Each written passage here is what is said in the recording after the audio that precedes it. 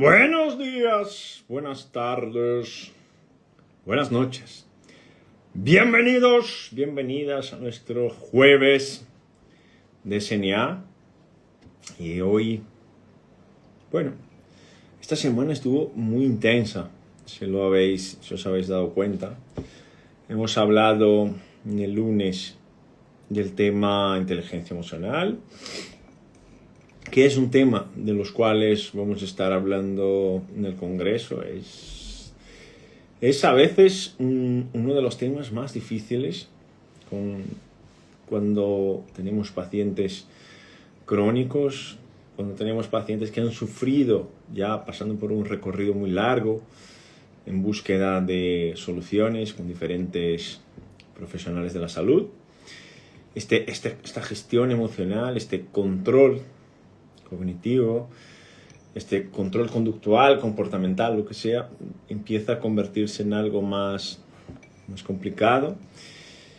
No es raro que la persona en sí mismo empiece a confundirse, su identidad empiece a confundirse con su condición, que no es lo mismo, pero eventualmente pasa.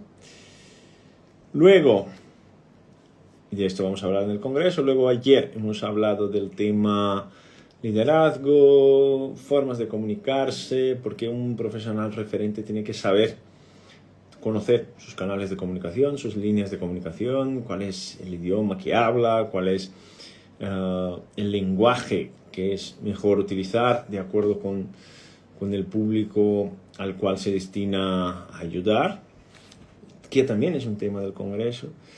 Y hoy vamos a hablar de un tema un poco más, todos son densos, pero hoy vamos un poco más a la fisiología, a la anatomía, a las características clínicas de personas o de pacientes que han pasado por traumas.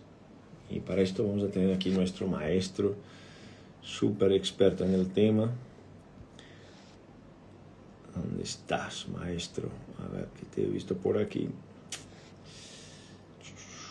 Que es nuestro profe del SNA avanzado, Cristian Vargas. Te he visto por aquí. O a lo mejor me equivoqué. Aquí está. Vargas.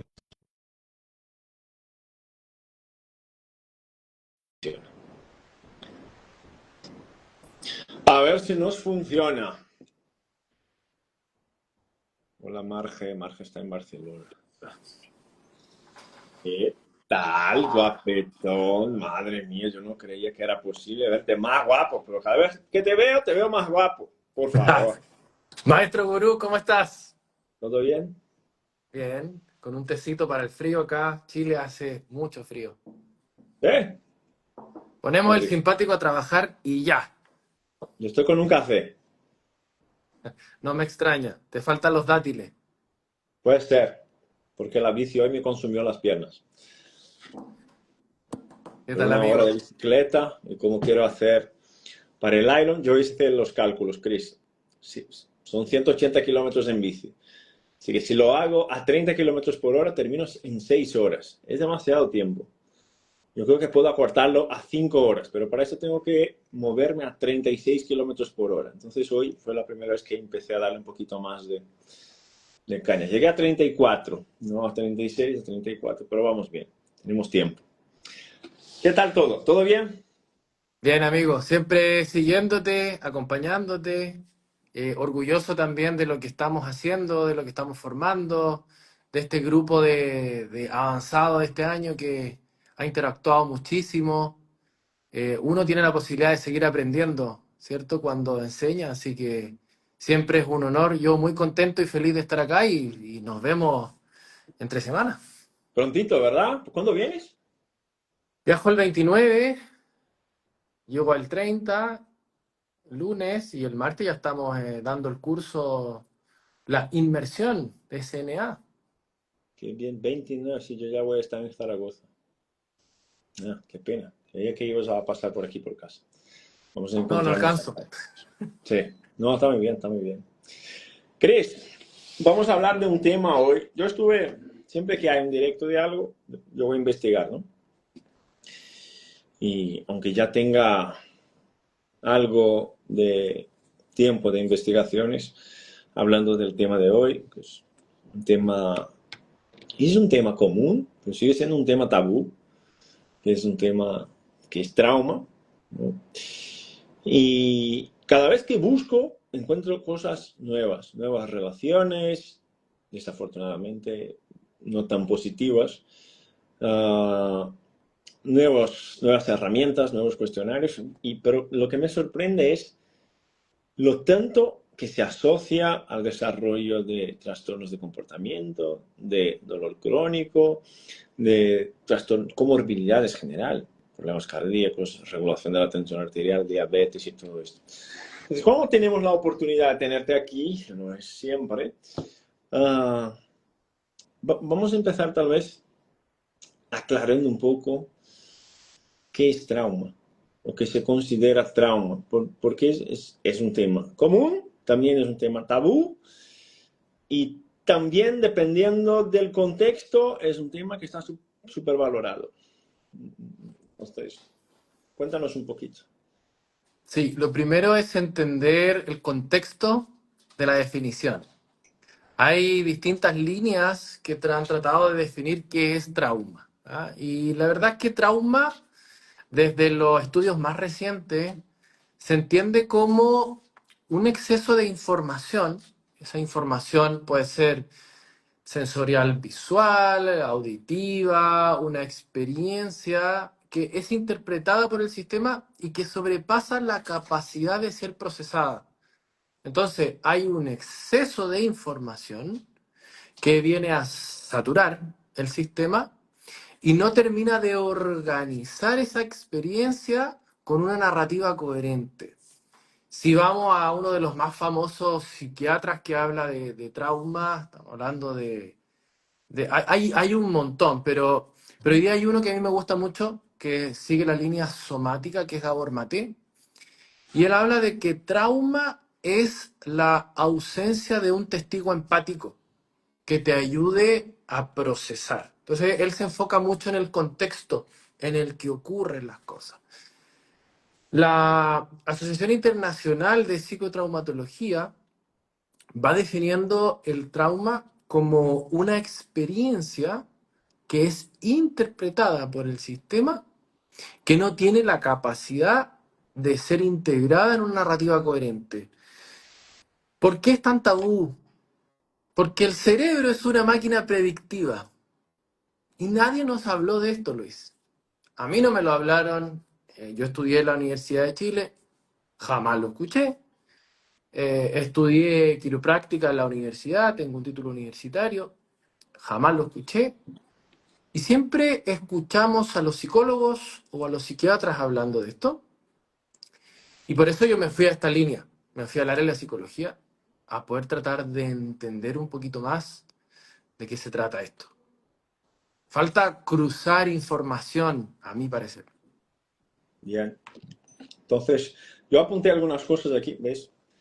Yo estaba ahora, apunté algunas cosas aquí para que vayamos desarrollando, pero Rubio está un poco despistado. Ahora cuando llegues aquí, ya te contaremos una novedad. Yo creía que este año iba a ser un año tranquilo y todo eso, que me iba a dedicar al Iron, y la verdad es que no tanto. Al menos la mitad de él sí. Y estaba ahí abajo haciendo el café, me di cuenta que estaba haciendo el café, apreté el botón, y cuando fui a mirar la taza, estaba el agua. No había puesto el café en la máquina para poder hacer el café. ¿Tú crees que está con la cabeza más o menos? Mira la mía. Y ahora me di cuenta que estoy con una gafa aquí y estoy con las otras de aquí. Está fantástico. Bien, algunas cosas me llaman la atención. Cuando hablas de organizar la experiencia, a mí me gusta la frase, organizar la experiencia con una narrativa coherente. Me gusta la frase. ¿Cómo aterrizamos en la clínica eso? Yo soy Sí, fisio, imagínate, soy fisio, no sé nada, soy odontólogo, soy fisio, o soy médico, no sé nada de lo que estás hablando, soy gastroenterólogo. Ok. que tiene mucho que ver, problemas gastrointestinales, tiene mucho que ver igual, con temas de trauma. Y te estoy escuchando ahora. Me gusta la forma como te comunicas, las palabras que utilizas, pero ¿cómo yo aterrizo esto en un razonamiento clínico? Organizar la experiencia con una narrativa coherente.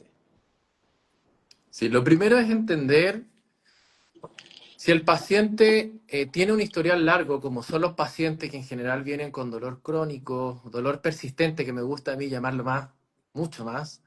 El crónico eh, tiene que ver con tiempo, ¿no? claro, claro, Los el crónico lo crónicos que ha llamamos con el superado tres tiempo. meses. Mm. No, no Claro, es que sea eterno. Eso.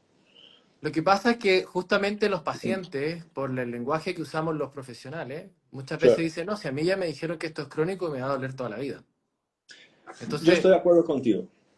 ya a veces el paciente viene con una creencia, ¿cierto? Y esa creencia es la madre de todo lo que va a experimentar, básicamente. Claro. Pero si el paciente no se abre la posibilidad de que tiene un camino para poder vivir sin ese dolor, va a ser muy difícil que pueda construir.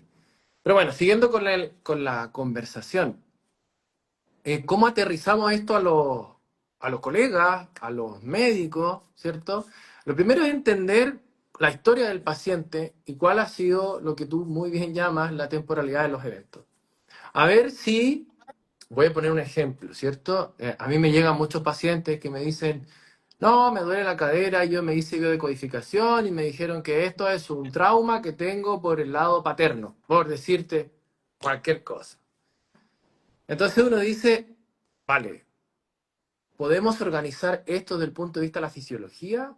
¿Sí o no? ¿Podemos llegar a construir un historial que nos haga pensar que por protección hubo una sobreactivación del psoas persistente y eso a la larga fue determinando un aumento de compresión a nivel de la cadera y se desencadenaron una serie de cosas?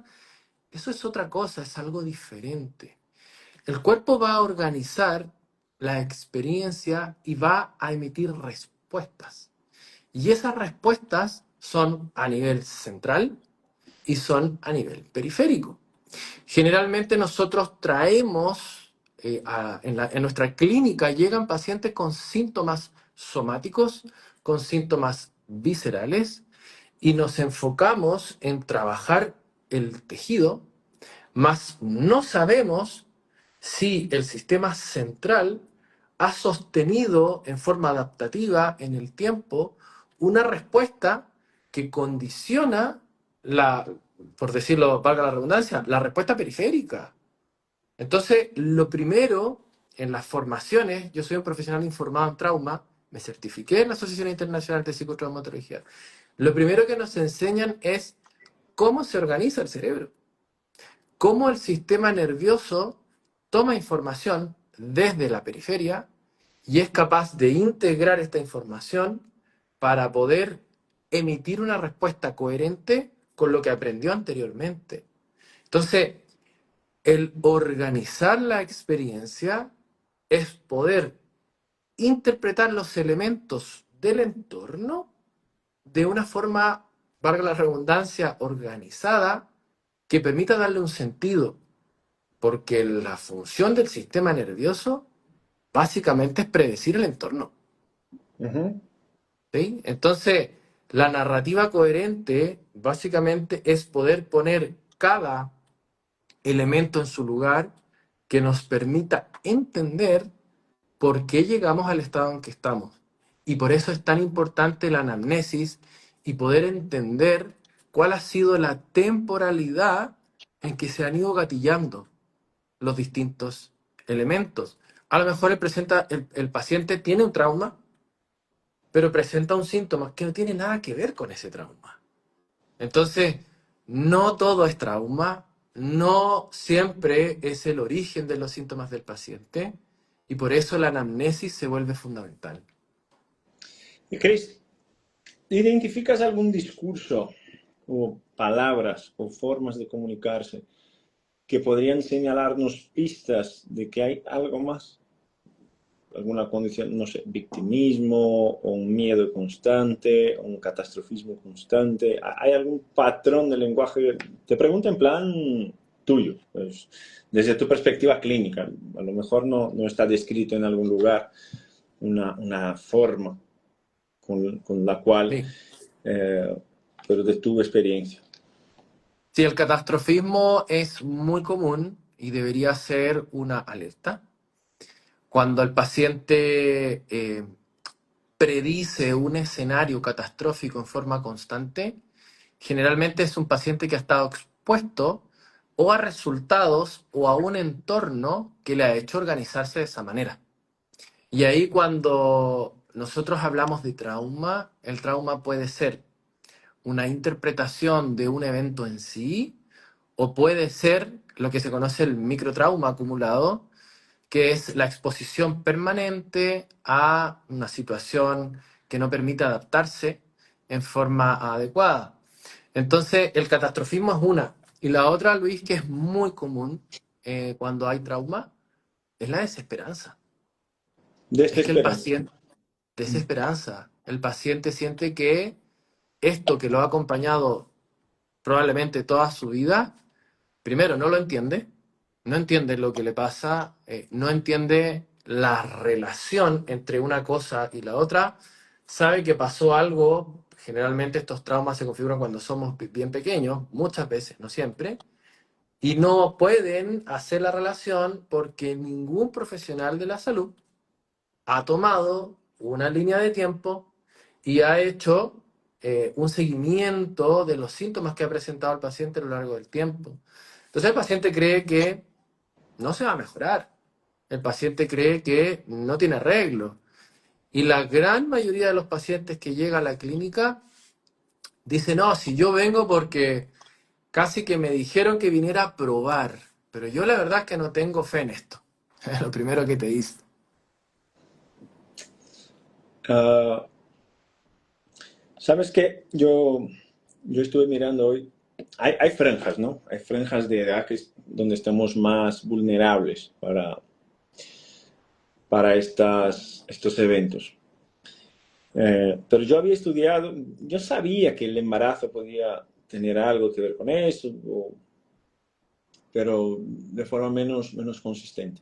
Hay franjas después de nacido que tenemos ahí más vulnerabilidad. Y me llamó mucho la atención, porque yo estaba buscando, como te comenté, algún artículo diferente y encontré aquí un artículo de un, de un journal de psicología infantil que dice que habla de la actividad simpática parasimpática infantil durante la línea de base, el estrés y la recuperación, es decir, T1, T2 y T3, de lo que hablamos nosotros.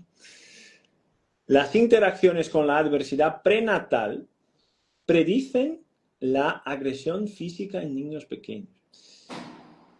Y me llamó mucho la atención porque el riesgo ya desde el periodo perinatal y la función, la regulación autonómica, la regulación conductual, la regulación del desarrollo infantil, ya están conectadas desde la tripa.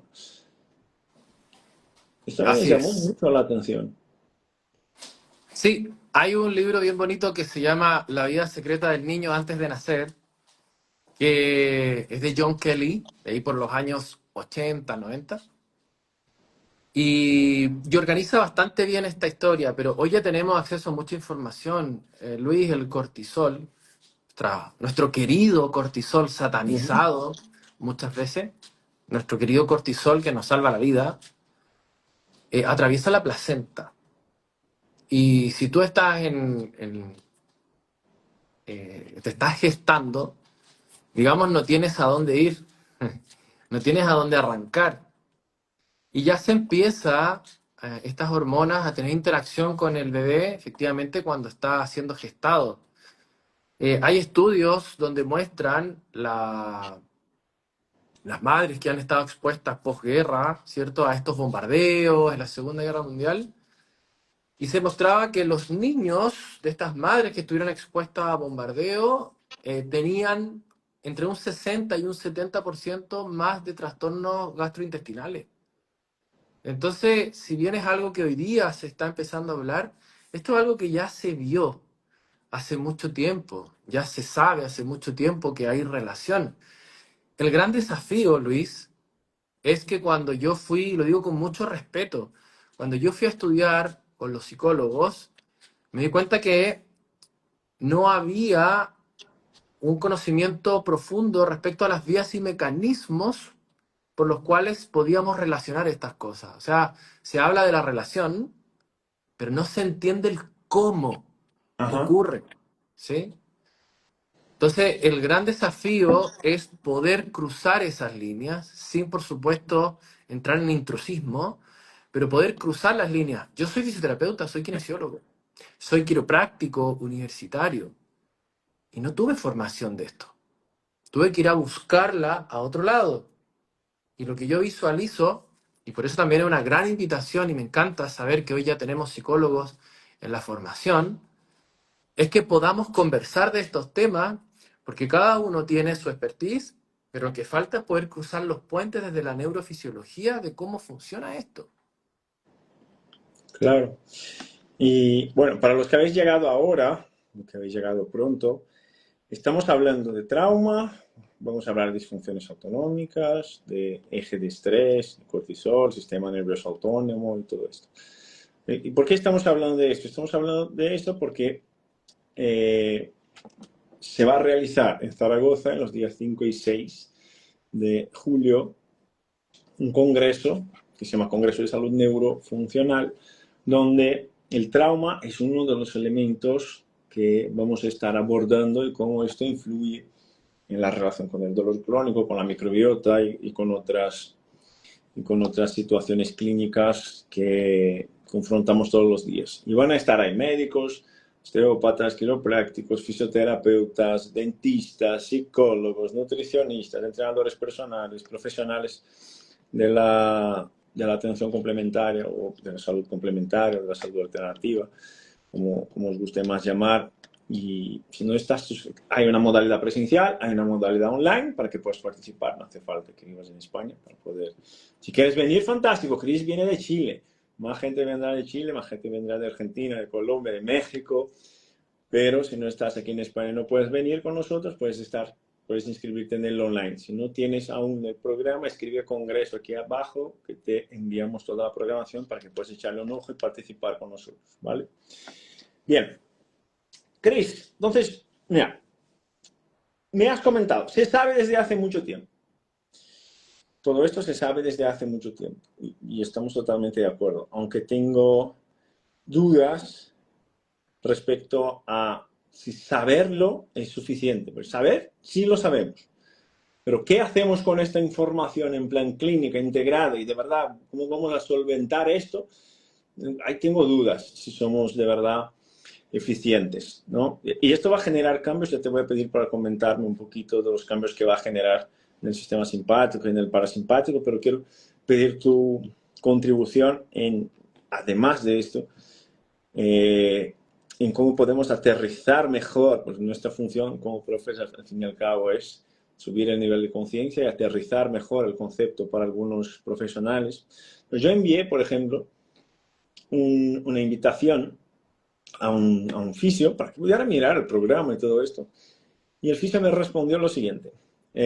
Yo no entiendo muy bien qué es esto del funcional, de lo que tú hablas. Yo trato funcionalidad desde el movimiento, ¿no? Y está bien, el movimiento es uno de los puntos claves para que seas funcional. Ok, estamos totalmente de acuerdo.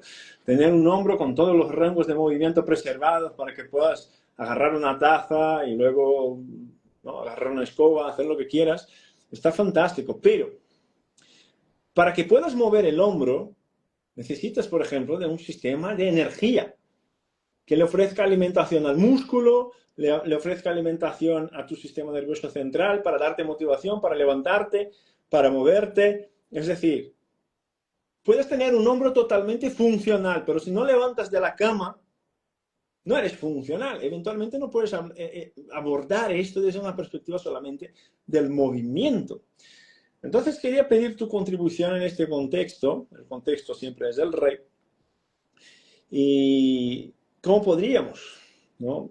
Aterrizar un poco mejor este concepto o explicar un poco mejor este concepto para algunos compañeros que aún tienen estas, estos conceptos para ser Mm. amable, que aún soy amable. Después de las 9 de la noche ya no soy tan amable, pero son las 8:30. Y después quiero que nos comentes un poco esto del sistema simpático, del parasimpático, cómo esto influye en esta modulación del dolor crónico a mediano y largo plazo, por favor. Mm. Mira, lo funcional, a ver, lo primero que hay que entender es que hemos dividido el cuerpo para poder entender procesos, pero la verdad es que son divisiones un poco ficticias, inventadas para poder entender, porque si no se vuelve, ¿cierto? Un piedra, papel y tijera cachipún le llamamos acá en Chile de pulpo, que al final se nos mezcla todo. Entonces, lo que yo trato de hacer con los alumnos es tratar de mostrar las redes neuronales, cómo están organizadas. Lo primero que el colega que responde eso debería recordar es que el movimiento nace en la corteza frontal, en el área premotora. Y en la corteza frontal, en la porción ventromedial, está el inicio de la descarga del sistema autónomo. Entonces la gente cree que el sistema autónomo, porque así nos enseñaron, es periférico. ¿Cierto? Tú buscas en los libros y aparece sistema nervioso autónomo como parte de un sistema nervioso periférico. Perfecto. Y se olvidan de toda la red autonómica central, que parte en la corteza frontal. Entonces, cuando nosotros empezamos, es como las líneas del metro. Tú tienes la línea uno acá en Chile, la línea uno, la 2, la 3, la 4, la 6, da lo mismo. Pero tienen intersecciones, tienen puntos de combinación. Al final te puedes dar la vuelta por toda la ciudad cambiando de línea. Y eso es un poco cómo funciona el cerebro. El cerebro está organizado en neuroredes y están bastante descritas las neuroredes. Así como está la red autonómica central, está la red por defecto, que es el piloto automático que nos hace ahorrar energía y que gracias a esta red por defecto, Kahneman se ganó el premio Nobel el año 2002. Es un psicólogo experto en toma de decisiones. Y él dijo, bueno, el 85% del tiempo funcionamos en este piloto automático. Entonces, ok, tengo sistema autonómico, tengo red por defecto, hay redes de atención, está la red de atención ventral, la red de atención dorsal, y uno dice, bueno, me estoy enredando. Sí, pero si tú te empiezas a dar cuenta, empiezas a darte cuenta que hay puntos de convergencia en todas estas neuroredes. Entonces, no existe el movimiento aislado sin que el cerebro se entere. No es posible. Incluso antes de ejecutarse ese movimiento, tiene que haber una respuesta central coordinada. ¿Cómo va a mover la mano si el sistema circulatorio no es capaz de mandar energía? ¿O cómo vamos a sostenernos haciendo hand grip 10 minutos, ¿cierto? Como nos hizo Maru en el healing el año pasado, si no hay movilización de sustratos.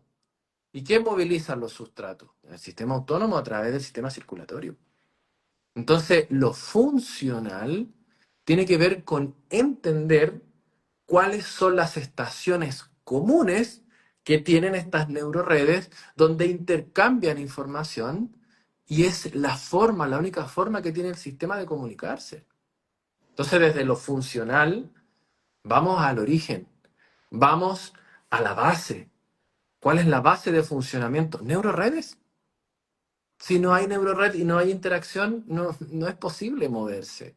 Entonces lo funcional, Luis, viene muy desde ahí, desde entender realmente el funcionamiento del sistema como un sistema que primero está organizado jerárquicamente Ujú. y segundo que está todo interrelacionado. Las divisiones son un intento de poder entender y de poder explicar. ¿Bien? Claro. Eso. Y la segunda pregunta se me fue. ¿Qué me habías dicho? La segunda es un poco más al grano del directo de hoy. Es decir, suponemos no sé, yo imagino que la característica de tus pacientes sea un poco como la característica de los míos. Eh, Explico un poco. Cada 8 pacientes, de cada 10 pacientes que tengo, 8 tienen una historia de un trauma importante. Trauma importante para que podáis entender los que suelen generar más adversidades mientras vayamos avanzando en la vida son los abusos físico, emocional, ¿no? Sexual y la negligencia. Los 4 que están, hay más, pero estos son los 4 principales que se asocian a trastornos más potentes a mediano y largo plazo. 8 de cada 10 pacientes que tengo yo en consulta con trastornos gastrointestinales, con migrañas, con sufrimiento de dolor crónico o con incapacidad de gestionar sus pensamientos, por ejemplo, y ahí le duele todo el cuerpo porque tiene un diagnóstico de fibromialgia o de alguna condición autoinmune. 8 de cada 10, al construir esta línea de temporalidad, tal vez yo les pido, bueno, ¿y cómo fue tu desarrollo? La primera cosa que me viene es, ¡plá! Es el evento, es el primer relato. Me pasó a los X años, ¡pum! Eso, como un antes y después, antes de esto y después de esto.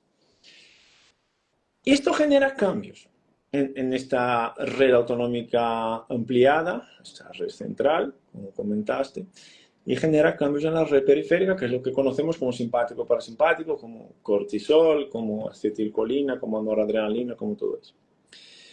Me gustaría que comentaras un poco de cuáles serían las posibles adaptaciones. Yo estuve haciendo un podcast con la doctora Sari Arponin esta semana y ella me preguntó, ¿cómo pueden ser las adaptaciones? Y yo le comenté un poco. Yo creo que puede ser en 2 direcciones, que una dirección es de hiperactividad de un sistema y la otra es de parálisis y hiperactividad de otro sistema.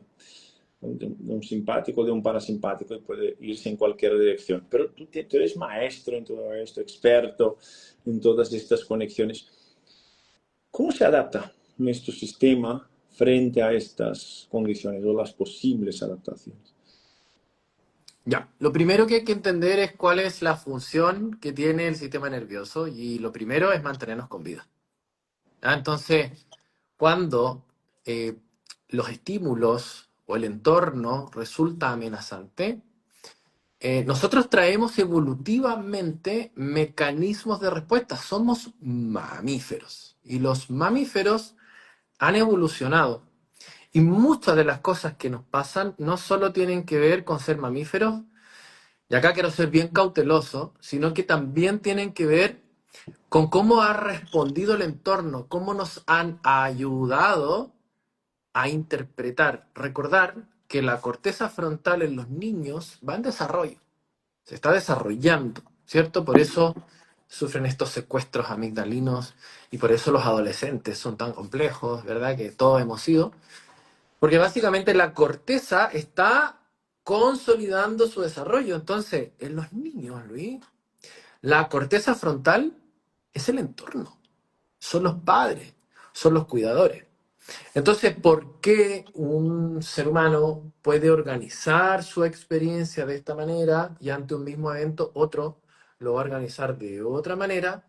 Va a depender mucho de cómo se ha educado a ese niño a responder frente al evento.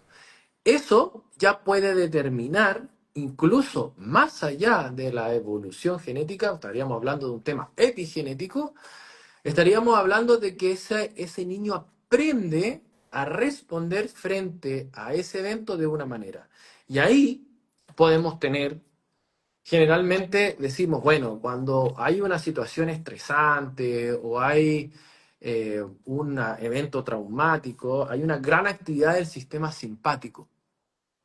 Sí, pero a veces no es así.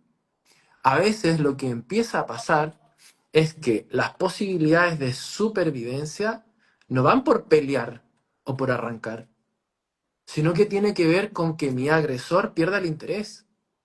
Y si quiero que mi agresor pierda el interés, lo mejor que puedo hacer es no moverme.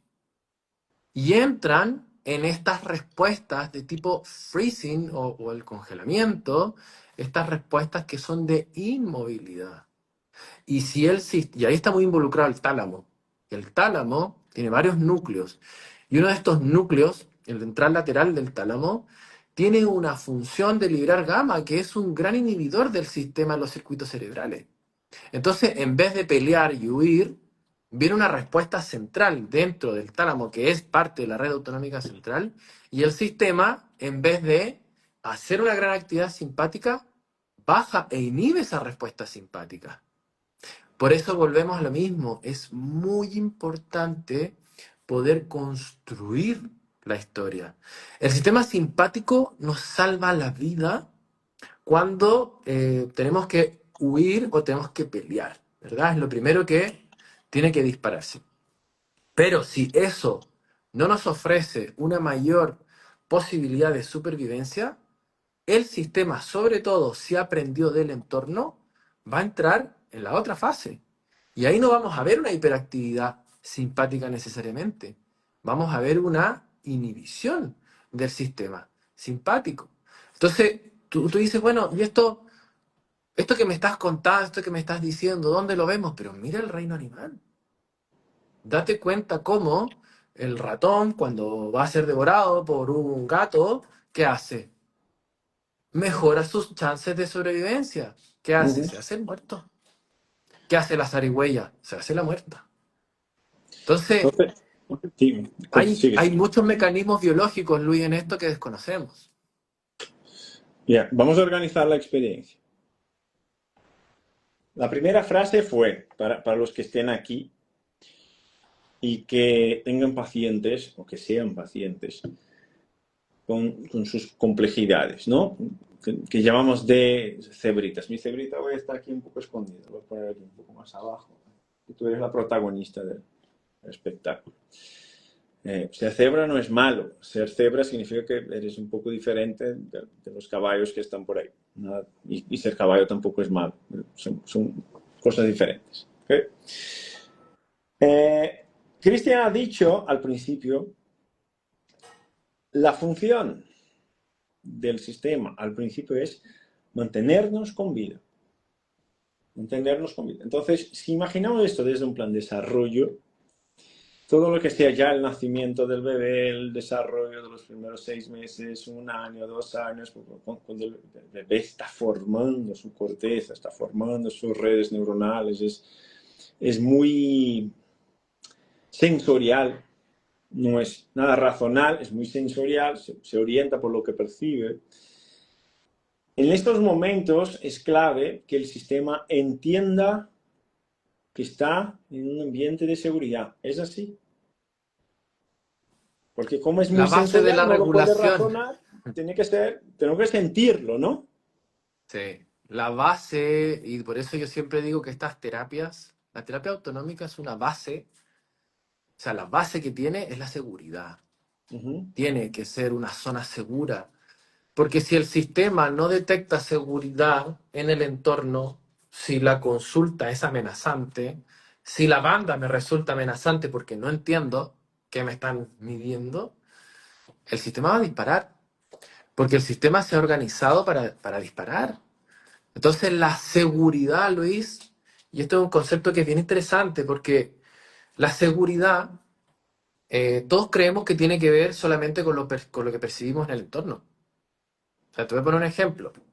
Tenemos los 5 sentidos, ¿cierto? Y el que más nos influye cuando somos pequeños es la parte táctil. De hecho, la Uh-huh. base de la pirámide sensorial es el tacto. Cuando somos adultos ya nos ingresa mucha más información visual, ¿cierto? Somos muy visuales. Pero hay otro tipo de información. Está la información propioceptiva y está la información vestibular. Si el sistema está con alguno de esos trastornos, tampoco se va a sentir seguro. Y por eso es tan importante integrar la información que viene desde el cuerpo. Y la mejor forma que tengo de censar mi cuerpo es moverme.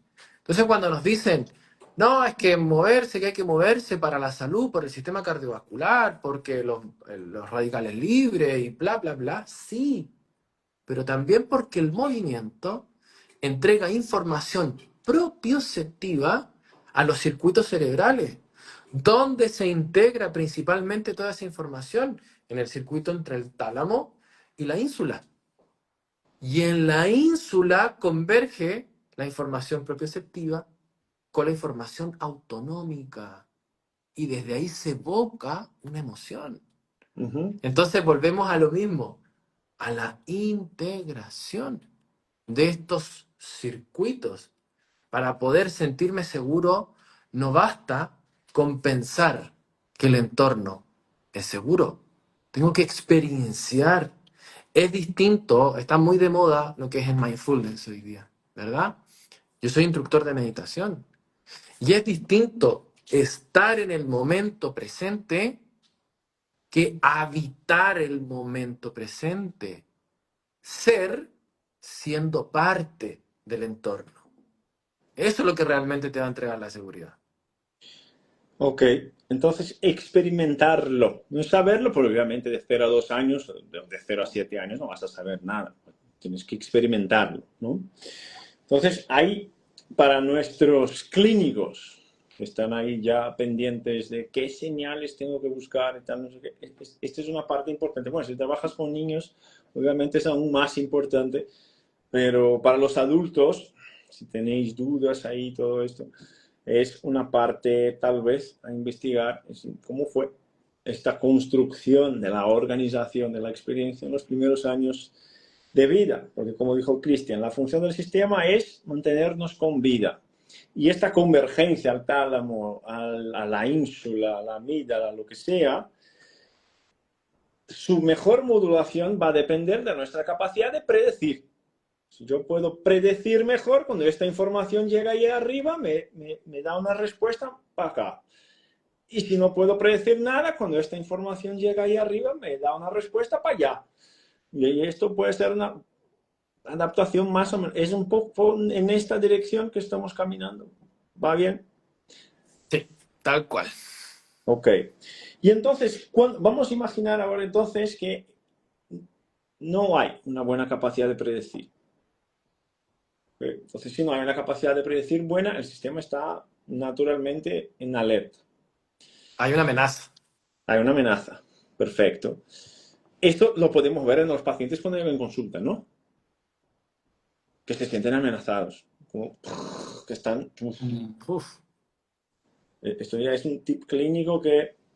Bien, ahora vamos a imaginar lo siguiente para poder vincular un poco al sistema simpático.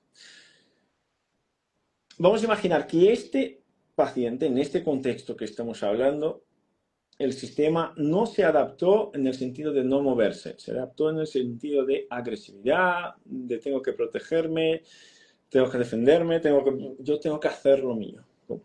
Entonces, vamos a imaginar que esto aumentó la tasa de disparo simpático, bajó la tasa de actividad vagal.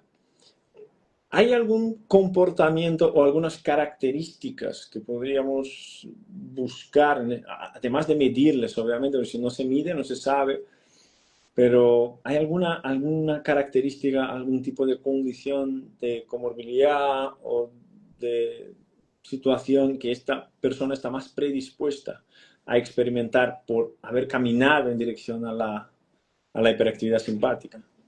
Yo creo, Luis, que la mayor característica es la hipervigilancia.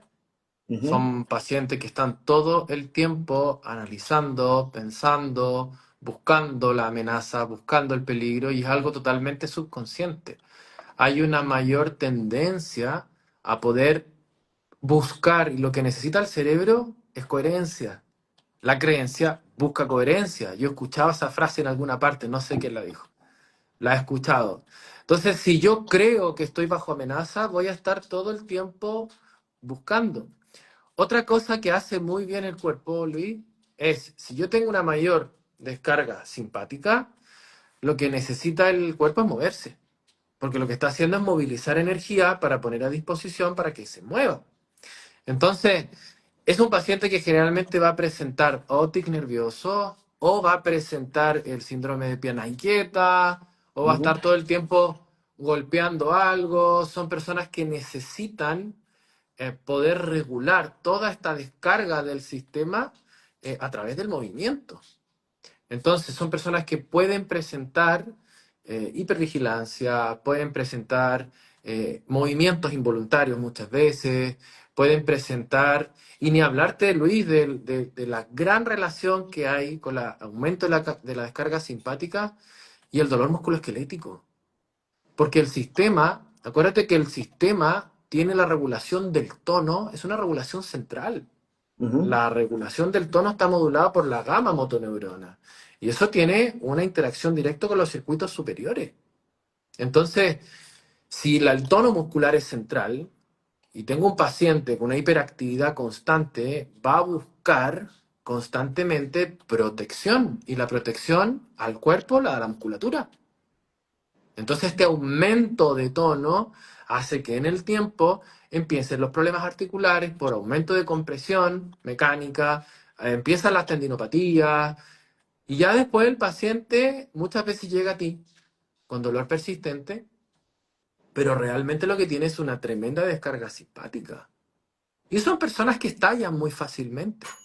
Son personas que constantemente están peleando, tienen conflictos en todos lados.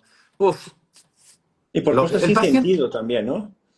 ¿Cómo? Y por cosas sin sentido también. A veces yo digo, bueno, si vas a estresarte, elige bien las batallas que valen la pena pelearte por ellas, porque si es para pelearte por cualquier cosa, por un parking, por un café en la panadería, es hiperreactividad, ¿no? Totalmente, Y, porque lo que está tratando de hacer el sistema es predecir en forma anticipada. Acuérdate que la vía top-down trata de predecir lo que va a pasar. Si ujú. constantemente me funcionó ser más reactivo, pelear más y con eso pude sobrevivir, bueno, ya está. Es mi forma de responder. Es como funciono. Y la gente muchas veces dice, no, es que yo soy así. Esto es Entonces terrible. su creencia es que es así y ya está y no va a cambiar. Esto es terrible. Yo soy así. ¿Lo pasas bien? No, lo paso fatal. Pero yo soy así. ¿Y por qué no cambias? ¿Por qué estoy? Pero cambia entonces si lo está pasando fatal. Es complicado.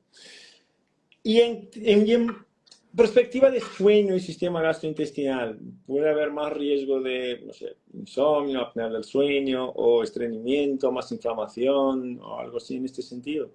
Más La inflamación gente, general, tal vez.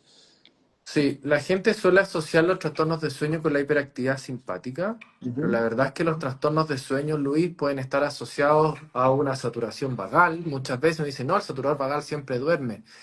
Para la adecuada liberación de melatonina, tiene que haber un adecuado equilibrio simpatovagal, ¿ya? No es que mientras más saturador vagal, o sea, los saturadores vagales no dejan de pensar muchas veces, ¿ya? Son personas que nosotros medimos y tienen una SNN de 120 y tienen el vago en 100, y esa persona se acuesta y no le deja de dar vuelta a la cabeza y finalmente tampoco duermen. ujú, Entonces, sí, cuando hay desequilibrio en el sistema autónomo, cuando hay una búsqueda permanente de peligro o de amenaza, una de las primeras cosas que aparece es el trastorno del sueño. Y también, cuando hay una hiperactividad simpática sostenida, eso generalmente va de la mano con un menor tono vagal. Y es el nervio vago el que no solo se ocupa de la motilidad en el intestino, sino que se preocupa de la indemnidad de barrera, se preocupa de la vía colinérgica antiinflamatoria. Son pacientes que generalmente van a tener estreñimiento o, si están en una hiperactividad simpática generalmente, y van a generar compensaciones con descargas de diarrea, por ejemplo, muchas veces ujú. como un intento de liberar esto.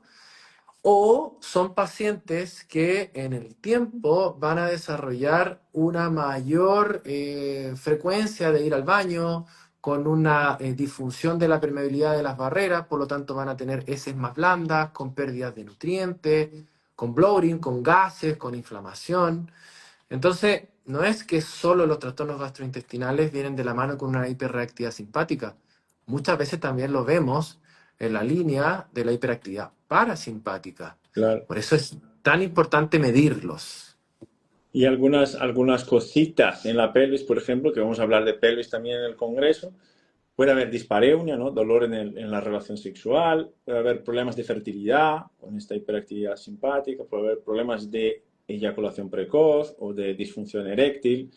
Entonces, el sistema se va comunicando ahí de forma interesante. Y Y dolor agarrando la... pélvico, Luis, dolor ¿Mm? pélvico, Dolor muy pélvico. frecuente en el paciente con trauma no integrado en forma adecuada, dolor pélvico, muy frecuente. Y lo vamos a trabajar en el Congreso. ¿Veis? ¿Por qué tenéis que estar en el Congreso? Vamos a hablar desde la parte alta a la parte baja, pasando por todo lo que está entre las dos cosas y los elementos moduladores. Si no estás suscrito, escribe Congreso aquí abajo, te enviamos la invitación para que veas el programa y te suscribas o en el presencial o en el online. ¿Vale? Ahora, hay una pregunta en el chat que es la otra punta.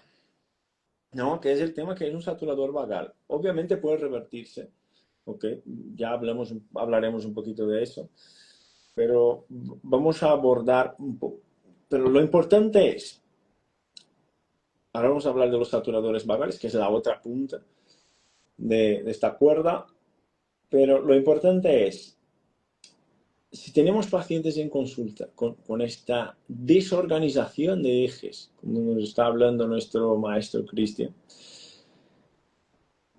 y tú estás intentando luchar contra un paciente que es ansioso, un paciente que es depresivo, un paciente que tiene SIBO, que no se resuelve por nada, ya has cambiado la dieta, le has cambiado la vida, y esto no va.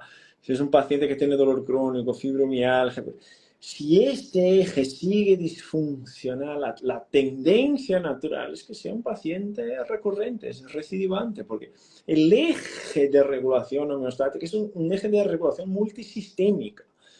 No te va a permitir resolver problemas periféricos si el eje central, el que tiene que predecir la seguridad, el que tiene que mantener la vida, no te va a permitir resolver otros sistemas si este sistema central está con desajustes, ¿vale? Por esto es clave que sepamos primero identificar, luego cómo lo vamos a abordar para empezar a entender cómo revertir estas posibles desadaptaciones. ¿Okay? Ahora, Chris, en la otra punta, que no es la más frecuente, podemos tener hiperactividad simpática y hiperactividad vagal. Hay mucha hiperactividad vagal, pero no es la más frecuente, la No. hiperactividad vagal. Es la menos probable. ¿Qué pasa en esta otra punta, como tú nos comentaste? ¿No? Esta persona también puede dormir mal, puede tener tensión arterial baja, bradicardia, mala modulación del dolor, ¿o no? Así es, como conversamos delante, lo que realmente nosotros necesitamos es un sistema en equilibrio. Por eso se habla del equilibrio simpato-vagal. Cuando te vas muy para un lado, vas a tener algunos problemas, pero si te vas muy para el otro lado, vas a tener algunos conflictos. Hoy día, por ejemplo, si tú buscas, yo siempre busco mucha información, paper actualizado, tú te metes a PubMed y colocas fibromialgia y sistema nervioso autónomo, en general vas a encontrar información de una baja flexibilidad metabólica, Ujú. ¿cierto? Sin embargo, tú empiezas a ver los números y efectivamente tiene una baja flexibilidad, una baja SDNN, pero te empiezas a dar cuenta que el vago, el valor de la RMSSD en general está más alto que la SDNN. O sea, tú dices acá hay un vago que está tratando de compensar o de sostener una situación porque el cuerpo no tiene la capacidad de adaptarse. La pregunta que hay que hacerse es ¿cuánto tiempo lleva este paciente en esta condición? ¿No habrá sido eventualmente un saturador vagal? Y que en el tiempo el sistema fue agotando las capacidades de adaptación y hoy día ya no tiene de qué agarrarse para sostenerse. Entonces, por eso volvemos a lo mismo, la historia. Hay pacientes que probablemente cursaron con una hiperactividad simpática, llegaron a una fatiga adrenal y no le quedó otra cosa al sistema que activar otros mecanismos de compensación. Entonces, lo que yo siempre digo, ahí tenemos una cebra montada sobre otra cebra. Eso en general se ve en los pacientes con trauma. Es que el sistema simpático hace una cosa y el eje HPA, que es nuestro sistema de sobrevivencia a largo plazo, está totalmente desacoplado con el sistema autónomo. Y eso lo ves mucho en el trauma. Entonces los pacientes con tendencia a la saturación vagal también tienen un historial de dolor crónico, tienen un historial muchas veces también de bruxismo, de muchos gases, como les decía, de heces blandas, de trastornos de sueño, de manos y pies frías, tienen tendencia a la hipotensión. No siempre, pero hay una tendencia. Y nosotros empezamos a ver esto mucho en la clínica. He leído por ahí en los comentarios, Luis, y quiero hacer un pequeño paréntesis, porque uno de los participantes puso ahí, esto suena mucho a teoría polivagal. Y quiero ser súper concreto en esto, ¿ya? La teoría polivagal es una teoría de Stefan Porges de los años 90 que es muy usada en el área de la psicología y en el área de la psiquiatría. La usa Van der Kolk, la usa Peter Levine, la usa Deep Dana para explicar todas las terapias psicosomáticas. Es una teoría que desde el punto de vista del método científico hoy ya está obsoleta. Y esto no quiere decir que no hayan elementos que nos puedan ayudar a explicar ciertas cosas. No toda la teoría es mala. Pasa que cuando tú vas a la neurofisiología, a las vías y mecanismos, la teoría no tiene ningún sustento. ¿Ya? Entonces, quiero ser súper claro, yo he tratado de cambiar mi forma de abordar estas cosas. Quiero ser mucho más integrativo porque yo he estudiado con Peter Levine, estudié con Deep Dana, estudié con Gabor Maté. Afortunadamente he tenido la oportunidad de compartir con ellos y ellos usan la teoría polivagal como base. Yo lo que he tratado de hacer es tomar estas metodologías que ellos utilizan para tratar y abordar pacientes y tratar de ir integrando la neurofisiología que hay detrás de por qué estos procesos pueden ser eficientes para los pacientes. Pero no quiero que se queden con la idea de que estamos nosotros hablando y fundamentando el trauma desde la teoría polivagal, porque no es así. Con todo el respeto que me merecen las teorías, ¿bien? Pero hay que ser hay que dudar incluso de nuestros profesores, de nuestros formadores. Yo siempre le digo a los alumnos, duden de lo que les estoy diciendo, cuestionen, organicen ustedes el aprendizaje en base a lo que a ustedes les va haciendo sentido. ¿Bien? Eso quería como acotarlo porque leí dos veces por ahí en los comentarios algo de teoría polivagal. Perfecto, lo has dicho perfecto. No te fíes ni de ti, ¿no? Pon la banda y prueba. Y ya está, y listo. No hace falta fiarse ni de ti. Pruébalo. Actúa como un escéptico. Mete la banda, mira cuál es la Bien. respuesta. Actúa en base a los hallazgos clínicos que tengas, no a lo que has interpretado, porque es ahí donde nos equivocamos cuando no tenemos métodos objetivos para poder hacer mediciones. Bien. Una de las cosas que me gustaría puntualizar, ya vamos en dirección al final, así que ¿Tan tenéis la rápido oportunidad de ya? escribir. Bueno, tú tienes que pasar consulta, yo imagino. Yo estoy, ya me tomé mi café, Alicia está dormida, lo que significa que va a avanzar un poco por la noche. Entonces, yo estoy bien. Yo estoy bien. Eh, de las cosas que yo estuve comentando con con la doctora Sari, es que tenemos no sé si es una moda, o si es una epidemia de gente buscando, ¿y cómo puedo hacer para activar el vago? Yo lo primero que hago es preguntar, ¿por qué quieres activar el vago? No, porque estoy así, así, así. ¿Y cómo sabes que tu vago está bajo? Es porque he leído. Entonces, mira, no tienes que leer nada respecto al vago. Tienes que probar para saber si el vago está hiperactivado o si el vago está bajo. ¿Por qué? Características de vago hiperactivado.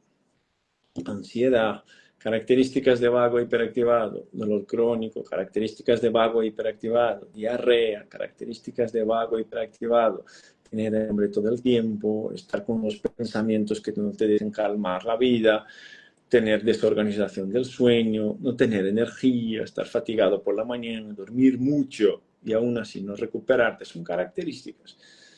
Y un par de ellas confluye en la misma dirección, que es la hiperactividad simpática.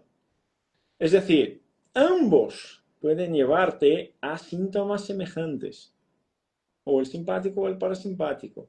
Entonces, para poder diferenciar si tienes que caminar más en la dirección A o más en la dirección B, tienes que medirte. Porque hiperactivar o buscar activar el vago en una persona que es hipotensa, que es bradicárdica, en una persona que no logra activar su eje de cortisol, que no logra activar su metabolismo noradrenérgico para generar analgesia endógena, lo que va a hacer es empeorar la situación. Entonces hay que ser críticos, hay que tener un razonamiento clínico que te permita caminar en una dirección de resolución del problema y no de intentar borrar los síntomas para pretender que ya no existen más. Si no lo veo es que no pasa, no están así. Entonces, eso es una llamada a la conciencia de que si somos profesionales y vamos en serio, tú mides las cosas, no Mm. supones las cosas, ¿no? Y también, Luis, no solo es importante medir el basal, sino medir la respuesta, porque muchas veces le hacemos un patrón respiratorio 4-6, 3-3-6, 4-7-8 que deberían generar una mayor actividad vagal y baja la actividad vagal. Claro. Entonces, no suponemos, medimos para diagnosticar, pero también para tratar. Esa es la importancia de poder tener esta herramienta. Yo sé que muchos de los que están acá quizás no trabajan con el Polar o no han tenido la oportunidad aún de tomar la formación, pero es que esto cambia la vida. Yo entré al mundo de la variabilidad del ritmo cardíaco hace 17 años por trabajar en deporte. Ahí conocí por primera vez, hice mi tesis de posgrado con variabilidad del ritmo cardíaco. Y la verdad es que cuando empecé, gracias a nuestro gurú, fenómeno, a integrar esto en la clínica con los pacientes, dije, pero ¿cómo no se me ocurrió antes? ¿Cómo si era tan evidente? Y ahí, maestro, darte las gracias, porque si hay algo que hace tu formación, la formación presencial y también nuestra formación avanzada, que la dictamos online, es darle una oportunidad a los alumnos de poder tener una comunidad, porque esto es difícil, esto no es fácil y esto no se aprende en un curso de 3 días. Lo que sí da este mundo SNA es la oportunidad de resolver dudas, de aprender, de echar a perder, de equivocarse, de tener a los profesores a disposición. ¿Por qué? Porque es una curva de aprendizaje. Pues si no partimos por medir lo que está pasando con nuestros pacientes y por medir el impacto, imagínense que ustedes ahora empiezan a mostrar en sus redes sociales el impacto científicamente medido de lo que estoy generando a mi paciente. Entonces después dicen, es que me cuesta mucho traer pacientes, es que me cuesta mucho que vengan, pero haz algo diferente. Trabaja en base a la neurociencia, trabaja con mediciones validadas desde el punto de vista científico y empecemos a empujar para cambiar la forma de abordar este tipo de pacientes. Claro, claro. Y ahí empezamos a cambiar el abordaje en salud en sí mismo. Y la enseñanza de las escuelas clásicas de salud y todo eso. Pero bueno. O de formación, en terapia manual, o lo que sea. Tú me agradeces viniendo a Zaragoza y haciendo tu show. Ahí estaremos, con todo el gusto. Porque ahí tenemos la oportunidad de que la gente que esté en el presencial esté contigo y que la gente que no puede estar en el presencial contigo, que esté en línea, que te esté mirando, que esté aprendiendo de ti, que esté llevando tus conocimientos y aplicando esto en la práctica clínica. Entonces es fundamental tener ahí referentes que saben de lo que hablan. Este chico que me contestó el audio que te dije de la fisio, me dijo, no, yo trabajo la funcionalidad desde el movimiento. Fue, bueno, está bien. Dijo, y también es un poco complicado porque hay ahí osteópatas, quiroprácticos, no sé qué, y yo pensé, y dentistas y psicólogos. ¿Y cómo imagina esta máquina que se hace un congreso interdisciplinario? ¿Cómo será? ¿Cómo sería un congreso interdisciplinar de los sueños? Imagínate, un fisio que trabaje con neurología, un fisio que trabaje con cardiología, un fisio que trabaje con pediatría, un fisio que trabaje con geriatría. Debe ser esto, un congreso de fisios interdisciplinarios. Y ahí, pues, qué raro, pero bien. Es la parte que mi sistema tiene que estar bien modulado para poder entender estas cosas. El Así sistema de que, creencias, querido amigo. Sí, la creencia busca coherencia, eso es terrible. Es Pero eso. bien. Amigo, has empezado un proyecto hace pronto, ¿no? Cuéntame un Sí, poquito. dos. Cuéntame un poquito. Sí, montamos un centro de rehabilitación autonómica con la doctora Marion Rinstein, por ahí debe estar, y con Simón, tú conoces bien a Simón Durán. Sí, Y la y verdad la es doctora la que he visto otro día con el que estaba con algo en la cara ahí, que estaba con la cara toda blanca conduciendo. Fue, madre mía, acá está. Un detox, ¿no? Un tratamiento para la piel o algo así. sí, Qué sí, máquina. la verdad es que ha sido una bonita experiencia porque estamos trabajando en conjunto interdisciplinario con el área médica basada en estilo de vida. Y la verdad es que ha sido muy bonito porque el tener el apoyo de un profesional que pueda visualizar y tener otra mirada, siendo que ella está formada contigo, conmigo, en Ujú. todo lo que es una maravilla, es un Es una verdadero maravilla. honor tener este equipo. Y además lo estamos ejecutando en Axis, que es nuestro centro de rehabilitación y neurociencia, que también nos cambiamos hace poquito, estamos en expansión. Así que vamos bien, yo muy contento, muy contento del entorno que tengo hoy, que es muy distinto al que tenía hace un año y medio. Estoy en el lugar correcto, el contexto define, así que es muy importante que podamos estar nosotros desarrollándonos en el lugar adecuado. Creo que eso es clave, amigo. Y Esta es mi Simón, casa, esta es mi casa y yo me siento muy a gusto contigo, con el grupo. Y mi otra casa es la presencial acá en Axis, donde trabajo con un grupo de profesionales de primer nivel. esta es tu casa, sin lugar a dudas. Y siempre será. Y Simón es una máquina con la cámara, ¿no? Ya le he visto ahí. Sí, no, tiene un desplante, está muy regulado, Simón, por eso. De verdad. Así que si estáis en Chile o si estáis en Santiago y necesitáis algún tipo de asistencia más dirigida, ya tenemos ahí nuestro maestro, Cristian Vargas, trabajando con maestría, perdón por la redundancia, con las disfunciones autonómicas. Chris, ¿de qué vas a hablar en el Congreso? Vamos a hablar de trauma, estrés crónico y las disfunciones asociadas con la parte gastrointestinal y el dolor persistente. Ese va a ser el tema.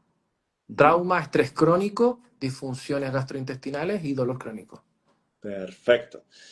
Y Chris vendrá al presencial, así que estará con nosotros aquí en Zaragoza. Si quieres compartir con esta máquina del conocimiento, puedes acompañarnos aquí en el presencial. Si no puedes venir, puedes hacerlo desde tu casa, del confort de tu casa, al suscribirte en línea, ¿vale? Habrá dos partes del Congreso. Una parte será totalmente transmitida en línea, una parte será presencial, pero también será transmitida por streaming. Todos los que vayan al Congreso presencial tienen acceso a la parte online, todos los que están en online tienen acceso al streaming de la parte presencial para que no se pierda nada, ¿vale? Así que si no estás suscrito, escribe aquí abajo Congreso y ahí podemos enviarte el programa para que puedas suscribirte. Es una revolución. Como dijo Cristian, son médicos, dentistas, psicólogos, entrenadores personales, fisioterapeutas, quiroprácticos, nutricionistas, fonoaudiólogos, terapeutas ocupacionales, profesionales que trabajan con salud complementaria o con salud alternativa, como os parezca más. Incluso un par de pacientes o personas que son estudiosos, que son divulgadores, comunicadores científicos, o personas que están en búsqueda de más conocimiento para su causa propia, para su gestión de salud, también algunas se están suscribiendo para poder aprender más y poder gestionarse mejor. Así que todos sos bienvenidos, para que sepáis que es un lenguaje más científico, es un lenguaje más dirigido, pero para los que sois frikis ya estáis acostumbrados a manejar un poco más el lenguaje, ¿no? 5 y 6 de julio en Zaragoza y la parte online será la semana anterior, ¿vale? No te quedes con duda, escribe aquí abajo Congreso o envíanos un mensaje y si quieres recomendación de algún profesional que no esté en Chile, puedes enviarnos un direct o un correo para que podamos orientarles respecto a los profesionales que trabajan con esta línea más integrativa y esta mirada ampliada. Las últimas palabras son tuyas, amigo. Yo solo te agradezco y te felicito por los cambios. Gracias, amigo. No, yo feliz, desearle también un feliz cumpleaños a Ruby, a nuestra jefa, maestra, que la queremos mucho. Darle un gran abrazo de mi parte, ya nos abrazaremos todos pronto allá en Zaragoza. Invitar a la gente, que es una tremenda oportunidad de poder abrir un poquito la mirada a aquellos que recién se están sumando a este mundo SNA. Recordarles que es un camino solo de ida, no hay regreso, después de esto no van a ser los mismos profesionales. Y la vida es eso, es cambio, es adaptarse. Y acá todos, parto por mí, hemos sido pacientes autonómicos. Así que los terapeutas que nos enfocamos y nos acercamos a este mundo, lo primero que aprendemos es a sanar nosotros para después poder acompañar de una forma segura a nuestros pacientes. Dejarlos a todos invitados y Luis, nuevamente te doy las gracias por el espacio, la oportunidad y ya nos vemos por allá, fenómeno. Un abrazo grande. Un gusto hablar contigo otra vez. Un abrazo, un saludo a Mateo. Y quiero verte pronto. Vente para acá. Ya Cuídate vamos en mucho. camino. Gracias, amigo. Un abrazo. Cuídate mucho, máquina. Bye.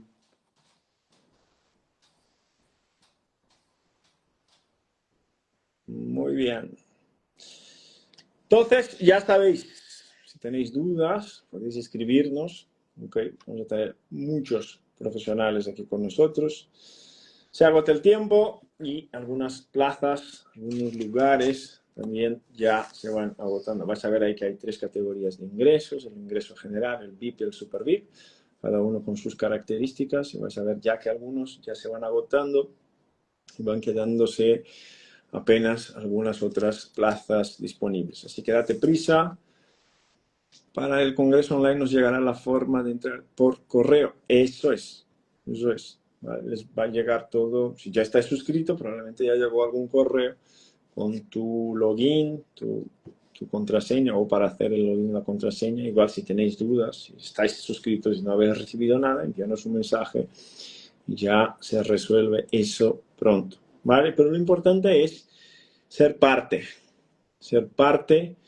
del movimiento. Y os recuerdo que todo el movimiento necesita de los pioneros, ¿no? La punta de la flecha, la punta de la lanza, que son las personas, son los profesionales que tienen una mirada ampliada, que son protagonistas, que se adaptan más rápido y que son los profesionales responsables por abrir el camino. Y cuando se va abriendo el camino, más gente cada vez viene sumándose a este camino porque se va haciendo más fácil.